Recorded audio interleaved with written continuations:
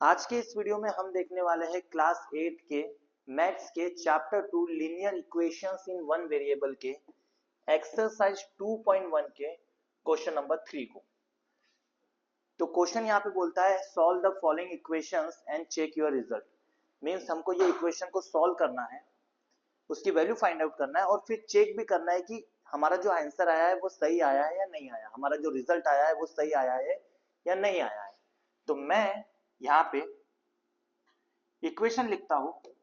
मैं पेन की जो नी पे थोड़ी सी बड़ी करता हूं और यहाँ पे इक्वेशन लिखता हूं। इक्वेशन है थर्ड वाला सॉल्व कर रहे हो। इक्वेशन है 5x plus 9 is equal to 5 plus 3x।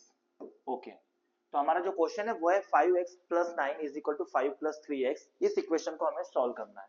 तो इक्वेशन सॉल्व करने के लिए सबसे पहले जैसी इक्वेशन दी है मैं वैसी की वैसी यहाँ पे उतार देता हूँ।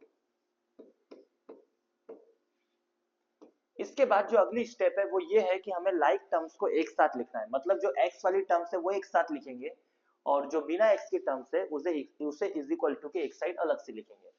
तो मैं ये 5x वैसे का वैसा लिखता हूँ और जो ये 3x है ये 3x को इधर भेजता हूँ। अभी 3 के आगे प्लस है तो जब इक्वल टू के इधर भेजा जाएगा तो माइनस 3x हो जाएगा। ये 5 जो है वो वैसे का वैसा अपनी जगह पे और जो ये प्लस 9 है इसे मैं इक्वल टू के इस साइड भेजूंगा तो प्लस जो है वो माइनस में कन्वर्ट होकर माइनस 9 बन जाएगा।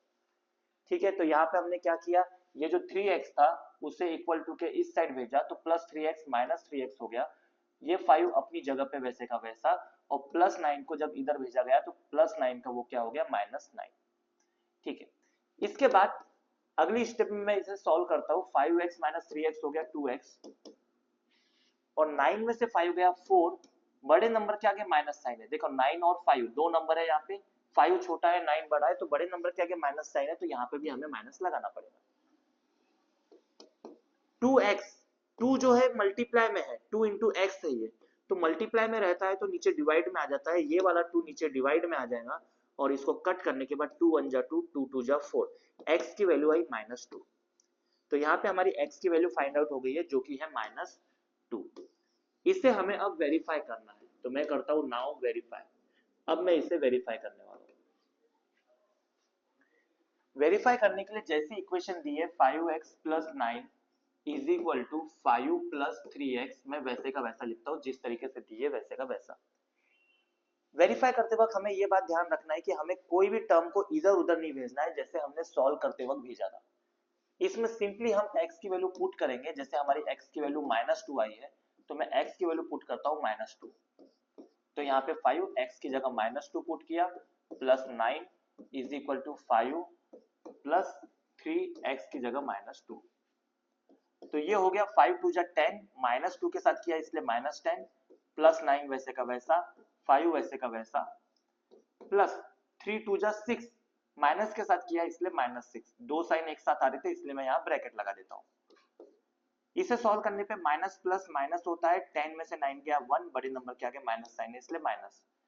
इसे सॉल्व करने के लिए ब्रैकेट खोलता हूं तो दो साइन एक साथ आ जाएंगे। दो साइन कभी भी एक साथ नहीं रह सकते इसलिए प्लस माइनस हो जाएगा -6। -1 इज इक्वल टू 6 में से 5 गया 1, बड़े नंबर के आगे माइनस साइन है इसलिए माइनस।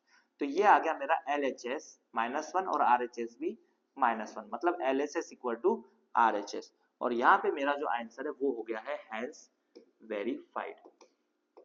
तो इस तरीके से हमने सबसे पहले x की वैल्यू निकाली और उसे इक्वेशन में पुट करके चेक किया कि क्या LHS इक्वल टू RHS आ रहा है। अगर LHS इक्वल टू RHS आ रहा है इसका मतलब आपकी जो x की वैल्यू थी वो राइट है। तो इस तरीके से हम इन क्वेश्चंस को सॉल्व कर सकते हैं। आगे के जो क्वेश्चन है वो आप खुद से ट्राई कर सकते हैं।